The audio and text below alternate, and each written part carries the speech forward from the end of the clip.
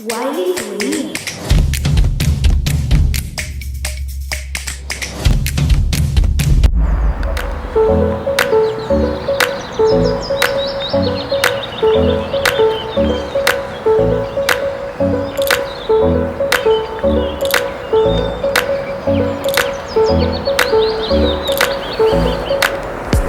Hey guys, as you know, I'm Dr. Blessed and I'm a fourth year medical student living here in Lithuania.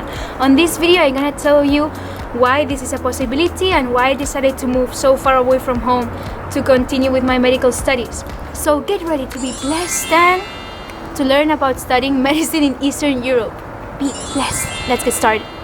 I decided to study in Eastern Europe, here in Lithuania, because I didn't get admitted back home in Spain. But I didn't take a no for an answer. I didn't want to waste my life preparing myself an extra year or studying something that I didn't like or feel passionate about. So far, this has been the best decision I ever took in my life. During this video, I'll be answering some questions I've been asked on Instagram, so make sure you follow me there. So one of the reasons why I wanted to study in Eastern Europe, or here in LSMU specifically, here in Lithuania, it's because I heard of this system. It's called PBL and it's problem-based learning. And basically this means that from second year itself we're exposed into much of a clinical environment where we're able to interact with patients and we're able to auscultate them, just talk with them and being able to feel like real doctors on a earlier basis, you know? So I believe this was a great chance and opportunity that I could take.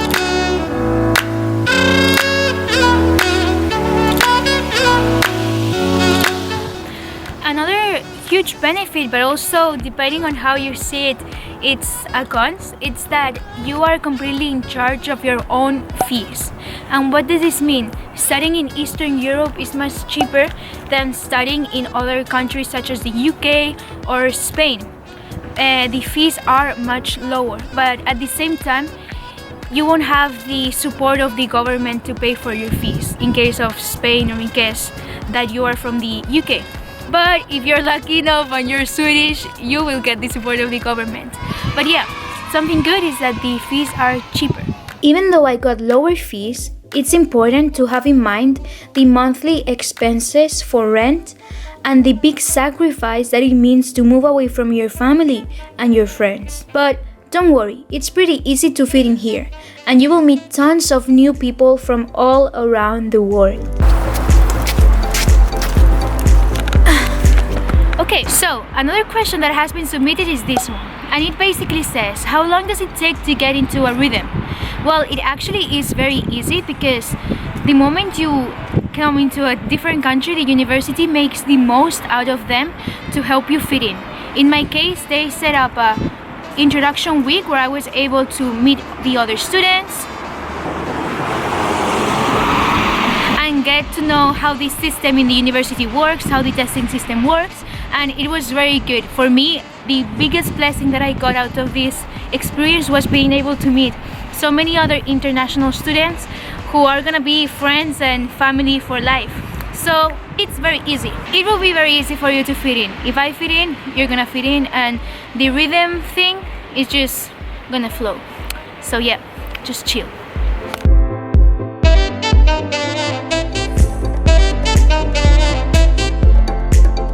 One of the things about Lithuania is that it has mood swings in terms of the weather.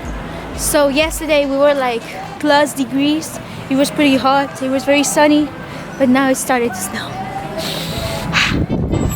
Sadly, there's still a stereotype of thinking that students who get accepted into medical school in Eastern Europe don't have the same merit as other medical students. But let me tell you, in terms of your actual degree and job prospects, there's no difference at all. Medicine is still medicine, either you're studied in Northern, Southern, Eastern or Western Europe. The career is equally as hard around the globe. But the only thing that we don't accept is a no for an answer, but we're as persistent and as determined as you are. Now, let's continue with the video.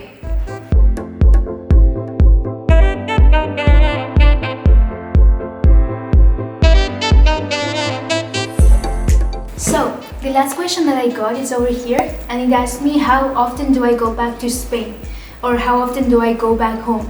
In my case, right now, due to the COVID situation, I don't have the chance to go back home that often, but in my first year I used to go back home once every 2 months, because something that is amazing about Europe is that everything is very close by. And I even have a friend that goes back home every week even, because he lives in Sweden.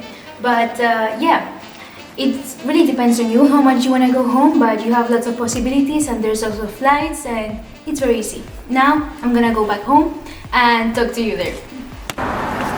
And this links me up to the last question that I received, that it's basically about Erasmus. This has to do a lot with travel too, and a really big benefit of studying in Europe is that everything is close by, and the university provides the Erasmus opportunity for you, which means that you get a whole year or half a year to study in any country around that you would like. So yeah, very cool.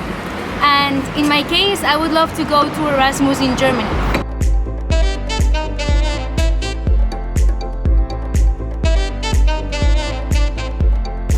So because it's so cold, let's go grab some coffee, and I'll show you my advanced level skills of Lithuanian. Dawaj szalta. Nie, ale to poszedł. Kawa z upiorem, proszę. Ty kawa? Ej. Proszę. So as you see, my levels of Lithuanian are very good. But yeah, a question that I got was, how do you deal with the language barrier? I'll talk to you when I get out of here, because this is kind of awkward. Come. That I ordered a coffee with milk and they gave me a black coffee. But still, my Lithuanian skills are very good. But yeah, to answer the question over there, how do you deal with language barrier? It's very easy. Normally, the young people always speak English, but regardless of that, my university, LSMU, always provides 3 years of Lithuanian studies, and it's actually very easy to learn. The teachers are very good, and Lithuanian people are amazing. They're amazing.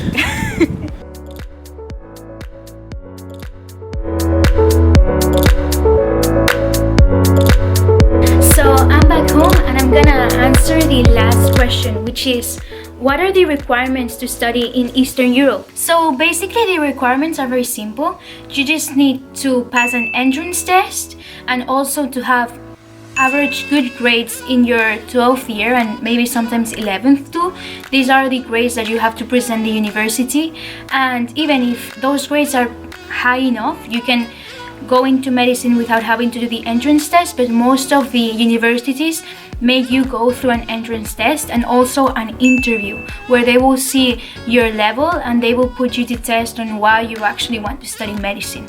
Also, you don't need to know the language perfectly, because all of the classes are made in English, so it's pretty easy. All the lecturers speak good English, well, some better than others, but yeah. And also the entrance test, normally it's in biology, chemistry, sometimes physics, and some other countries have math. But these are basically the requirements that you need. Also, very important, in terms of the entrance test, normally the university gives you a syllabus where you are able to know what exactly to study and what you should expect for the test.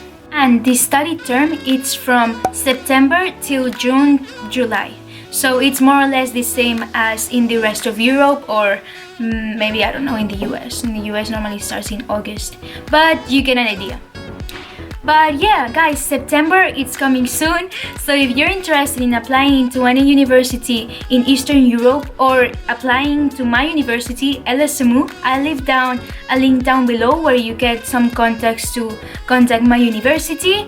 And if you want to get in contact with me for finding more help about this, don't forget to contact me on Instagram. And if this video gave you any sort of value, it would mean a lot if you would keep helping me in this journey, and you would like this video, subscribe, and yeah, see you next video. Be blessed, and see you next Saturday.